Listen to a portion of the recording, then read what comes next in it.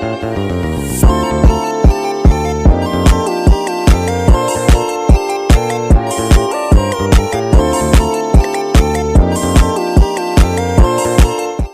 selamat malam Pak Dosen. Perkenalkan, nama saya Lisensia Jerapai dengan NIM 1124158. Di sini saya akan menjelaskan hasil kerja saya dalam bentuk video. Selamat menyaksikan. Yang pertama tentang sejarah bahasa Indonesia.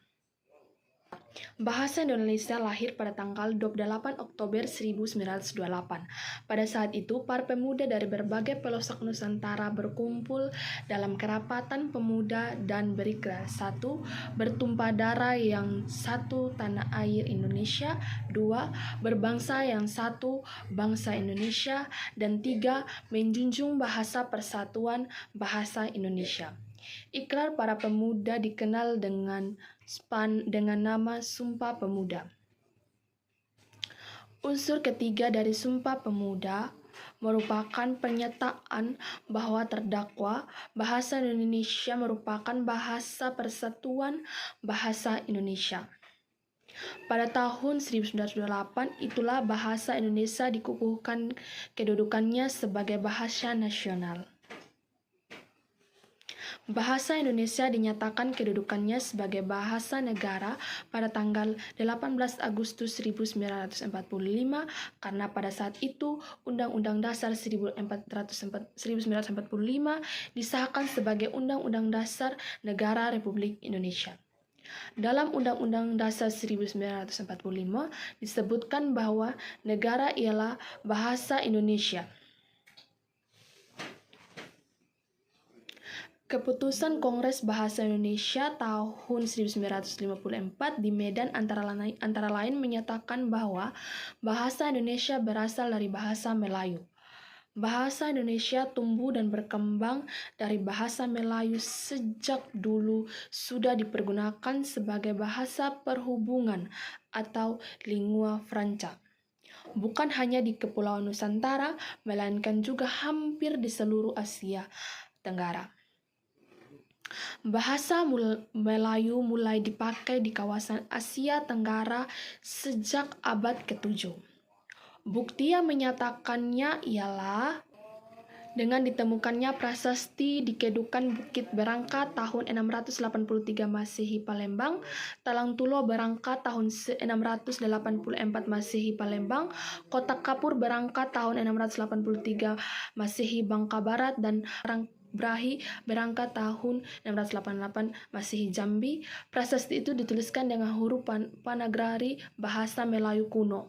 Bahasa Melayu kuno itu tidak hanya dipakai pada masa Sriwijaya karena di Jawa Tengah juga ditemukannya prasasti Berangka tahun 832 Masehi dan di Bogor ditemukan prasasti Berangka tahun 942 Masehi yang juga menggunakan bahasa Melayu kuno.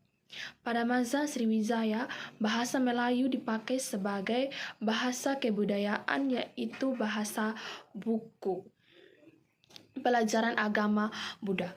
Bahasa Melayu dipakai sebagai bahasa perhubungan antara suku di Nusantara dan sebagai bahasa perdagangan, baik bahasa antara suku di Nusantara maupun sebagai bahasa yang digunakan terhadap para pedagang yang datang dari luar Nusantara. Perkembangan dan pertumbuhan bahasa Melayu tampak makin jelas dari peninggalan kerajaan Islam, baik berupa batu bertulisan seperti tulisan pada batu nisan di Minye Tuyo, Aceh Berangka tahun 1380 Masehi maupun hasil sustra abad ke-16 dan ke-17 seperti Syair Azam, Fansuri, Hikayati, Raja-Raja, Pasai Sejarah Melayu.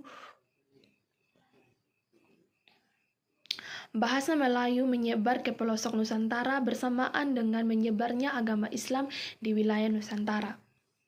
Bahasa Melayu mudah diterima oleh masyarakat Nusantara sebagai bahasa perhubungan antara pulau, antara suku, antara pedagang, antara bahasa, antara bangsa, dan antara kerajaan karena bahasa Melayu tidak mengenal tingkat tutur.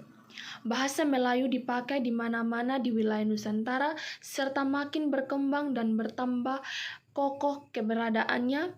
Bahasa Melayu juga dipakai di daerah wilayah Nusantara dalam perhubungannya dipengaruhi oleh corak budaya daerah. Bahasa Melayu menyerap kosakata dari berbagai bahasa, terutama dari bahasa Sanskerta, bahasa Persia, bahasa Arab, dan bahasa-bahasa Eropa. Bahasa Melayu pun dalam perkembangannya muncul dalam berbagai variasi dan dialog. Perkembangan bahasa Melayu di wilayah Nusantara memang mempengaruhi dan mendorong tumbuhnya rasa persaudaraan persatuan bangsa Indonesia. Komunikasi antara kepulauan yang bangkit pada masa itu menggunakan bahasa Melayu. Para pemuda Indonesia yang tergabung dalam perkumpulan pergerakan secara tidak sadar meningkatkan bahwa bahasa Melayu menjadi bahasa Indonesia yang menjadi bahasa pemersatu untuk seluruh bangsa Indonesia. Atau Sumpah Pemuda 28 Oktober 1945. Kebangkitan nasional telah mendorong perkembangan bahasa Indonesia dengan pesat. Peran kegiatan politik, perdagangan, perdaulatan, dan majalah sangat besar dalam memodernkan bahasa Indonesia. Proklamasi Kemerdekaan Republik Indonesia 17 Agustus 1945 telah mengukuhkan dan mendukung bahasa Indonesia. Nomor 2, apa fungsi bahasa Indonesia? Kedudukan dan fungsi bahasa Indonesia secara konstitusian sebagai bahasa negara. Kini bahasa Indonesia dipakai berbagai lapisan masyarakat Indonesia, baik di tingkat pusat maupun daerah. Kedudukannya sebagai bahasa negara, bahasa Indonesia berfungsi sebagai bahasa resmi kewarganegaraan, bahasa pengantar di lembaga politik. 3. Alat perhubungan pada tingkat nasional untuk kepentingan perencanaan dan pelaksanaan pembangunan serta pemerintahan. Dan 4. Alat pembangunan kebudayaan. Sekian hasil presentasi saya Pak dosen. Mohon maaf jika ada kesalahan yang saya perbuat. Sekian dan terima kasih.